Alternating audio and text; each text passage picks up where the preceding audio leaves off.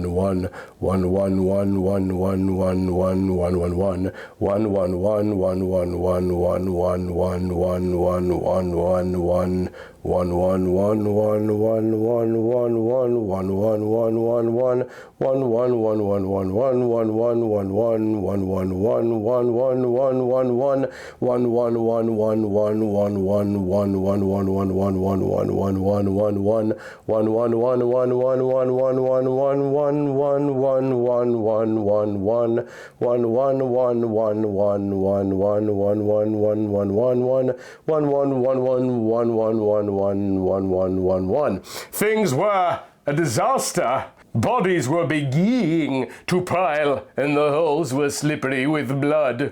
Two friends, Chris and Johnny B, were with Mandy trying to enter Falcon's office headquarters through a secret door in the underground of the school. Too bad that Falcon knew the school too and rigged it with mines. Unfortunately for Mandy, she exulted as her body was derailed by explosives.